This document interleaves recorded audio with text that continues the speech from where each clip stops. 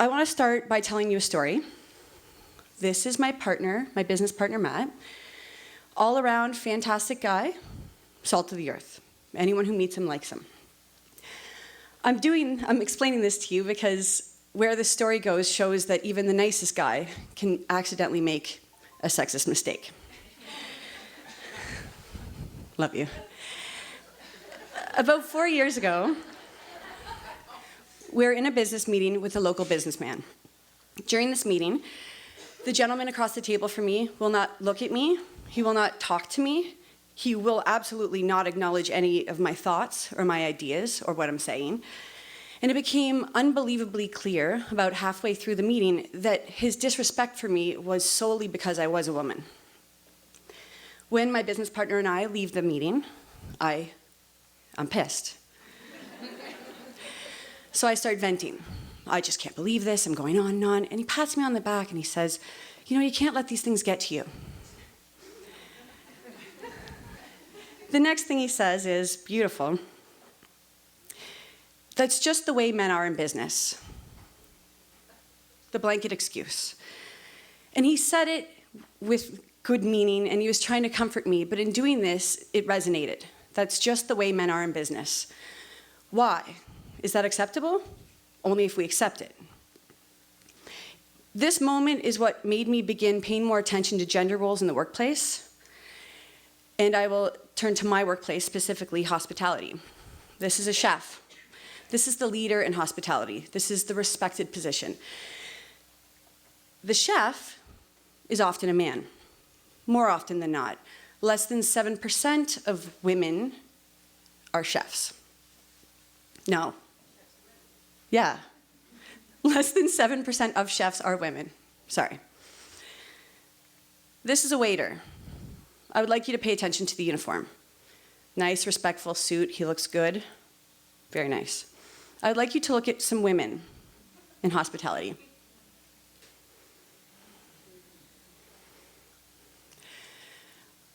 The uniform says it all. Women are not granted the same amount of respect as men in the field of hospitality. If you have to put high heels on, a mini skirt, and a low-cut top to do a manual labor job, perhaps you're not being hired for your skill set.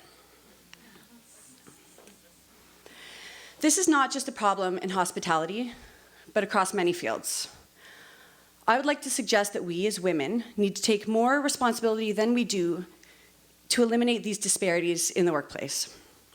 We are both under-respected and underrepresented across many fields.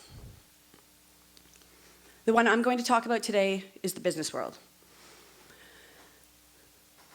A few weeks ago, I was invited to do a Young Entrepreneurs Town Hall. What this was 7 young professionals from across the city were invited to talk for 3 hours on a radio show. When I arrive, I look at the panel, 6 men in suits and an empty seat where I'm meant to sit. So my mind went in 2 places when I saw this. 1, is this a realistic representation of women in business? And 2, am I just here as a token female so that nobody complains? When events like this happen, it makes me realize that the business world is not that different than hospitality. Much like women being underrepresented as chefs, the same is true of CEOs. What's more frustrating is that high-earning women executives at these companies earn 18% less than their male counterparts for the same job. Why is it that we can't seem to catch up with our male counterparts, especially in business? Is it because men won't make room for us? I believe the truth is that women are now our greatest obstacle. I said it. The men I know that are my age in business do not care if they're working beside a woman, under a woman. In fact, many of the men I've talked to say they prefer working with women because it's less competitive and just creates an overall nicer work environment. I see the business world as a large game of Red Rover. Do you remember this? Red Rover, let Cindy come over. So I picture a line of men in suits holding hands, calling us over. We're all playing the same game. They want us to come over. Are they going to make it easy for us to break through the threshold? Maybe not, but that's all part of the game. That's all part of what we need to do. There's always going to be men who disrespect us just because we're women. But luckily, They're a dying breed. Like literally, they're mostly old. So we've got that. But imagine a day, someday in the future, I long for this day, where you can have a bad day or get angry about something without a man saying, "Ugh, are you on your period?" That day is a day that I very much look forward to. I think the little boys of today might just be the ones that get us there. And it's our responsibility to set the example that will influence them to get us there. I want to address a problem that continues to sabotage women and isn't often examined or acknowledged. It's what I call the woman problem. Now, I've been doing some research, and I use that term very loosely, research. I've been watching people in business settings and watching their behaviors. And I've come to the conclusion, I'll explain how I got there in a second, that women are unbelievably complex and confusing human beings. Now, I know you're looking at me and you've identified me as a woman. Thank you. But I was raised with 6 boys. So my version of conflict resolution is you get mad, you punch each other, you cry, and then you make up and you play Transformers. It's actually that simple. But women are different. And I am far more afraid of a woman's wrath than I have ever been of a man's. My observations, I would like to preface this, have all been made in a professional setting. Nothing I'm about to describe is women sitting around a table with their friends having conversations. This is in networking events or business meetings. For some reason, we start to come off as animals clawing for limited resources. Like there's only 2 jobs for women, so we have to claw at them as opposed to creating more jobs for women. All too often, our instant reaction to another woman is jealousy or bitterness, rather than celebration and encouragement. Why is it that when we are faced with other great women, we automatically feel that takes away from our greatness? We instantly feel threatened. Let me ask you a question. You're in a networking event. A beautiful woman walks into the room. Beautiful, perfect hair, makeup, designer dress, shoes. She's gorgeous. We all see her. Every man turns his head, and every woman does the same. What is your instant reaction to that woman? It's often to feel threatened or to feel less beautiful because she is so beautiful. And oftentimes what I've seen in my research is that women react in a way that is negative. They come out with, "Oh, must be nice," or, "Oh, well, she's a little much," or, "I've never really liked her." And for some reason, when we have these negative thoughts in our inside, it also comes out as negative. Let's say a man walks in the room, beautiful hair, designer suit, great shoes. How does a man react to that? "Hey, Brad, how's it going?" Seriously. You don't see them trying to cut each other down like we do on a constant basis. For me, I've had trouble with women who are more successful than me. I've always been in a male-centric field. If a man is more successful than me, that's all right. It's okay. I'll get there. If a woman, 50 men could be better than me. One woman makes me crazy. What is she doing? Sorry, that's great. What is she doing? And where am I? Yes, anger, jealousy, resentment. That is how I used to feel towards women who are better than me in the same field. Until I met a woman who later became a mentor of mine, who taught me that every single woman in a male-centric field is on the same team. We are all trying to get to the same place. We need to understand that her success is our success. That every single strong woman who breaks down a barrier makes it easier for the next woman to take the same path. Alternatively, every woman who sabotages another woman makes it much harder for us to gain that momentum to advance ourselves. One of the ways that we sabotage one another is by the use of the word bitch. Bitch is often used by women to describe other women, often strong women. This term makes strength seem unappealing. Do you want to be a bitch? I most certainly do not. The next time someone uses this word, if a woman uses this word in front of you, I want you to challenge her and say, well, what do you mean by that? Clarify. Expand on that. What is it that you don't like about her? Why is she a bitch? Sometimes it's just going to mean I just don't like her, and I don't know why. I've found that. More common is that the woman is outspoken. She's confident, she's demanding, she's uncompromising. Aren't these qualities that we would apply to a great leader in our community, in business, in every way? So why have we made the association with this word? Sorry. In the past month and a half, in a business setting, I've heard 16 women use the term bitch to me to describe another woman. This is an issue. What are we doing? What I want to express is that we are just as guilty as men, maybe more, for sabotaging women's advancement in the workplace. Our grandmothers and our mothers have built this incredible momentum for us to get to where we are today. And it is absolutely our responsibility to maintain this momentum moving forward for the next generation. I want you to consider when the last time you shook another woman's hand to congratulate her on her successes was. We comfortably compliment each other on shoes or hair, even in a business setting.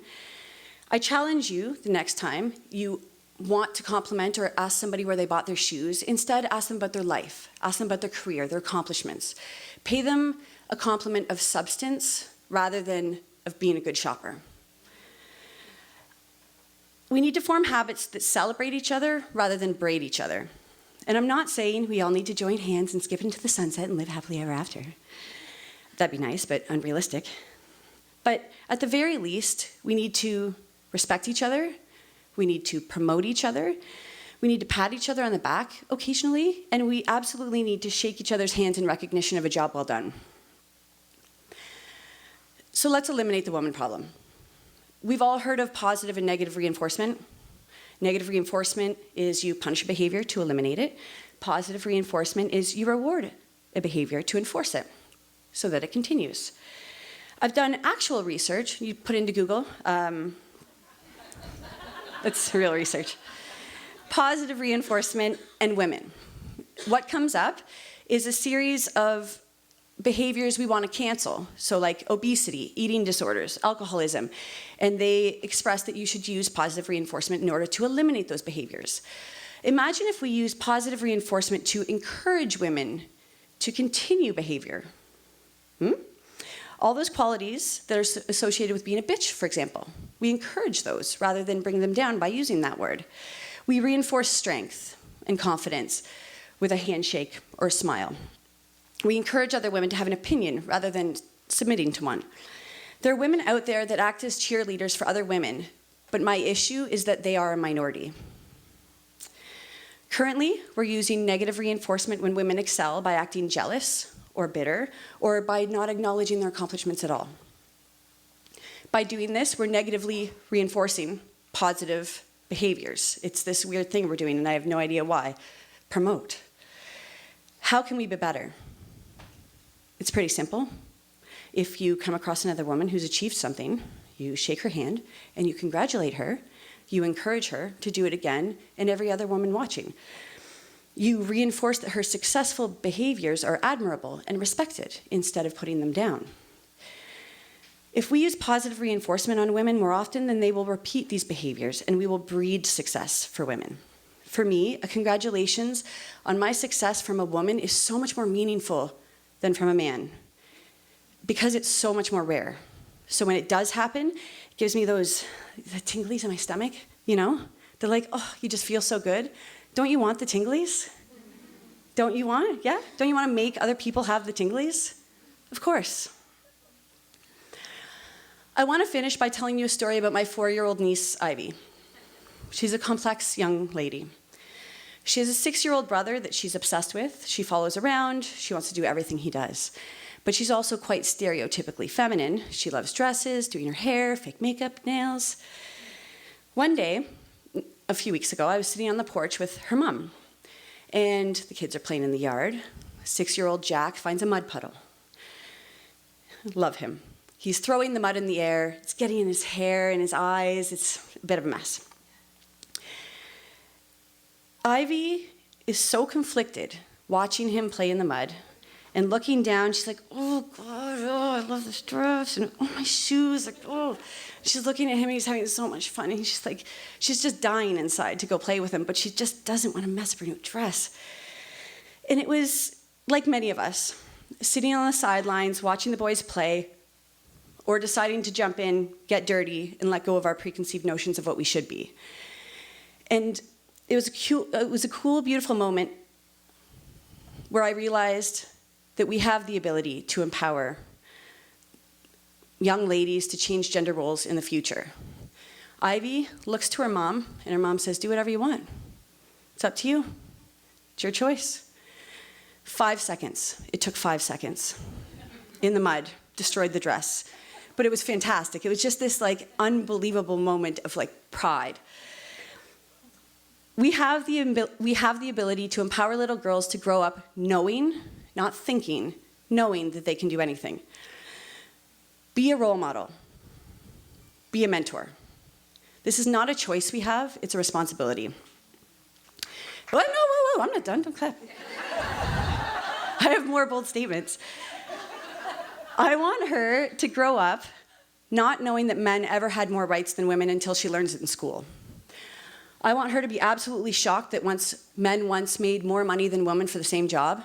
And I want her to grow up admiring strong women instead of berating them. By using positive reinforcement and encouraging strength in women, we can make this happen. We just have to make it happen together. Thank you.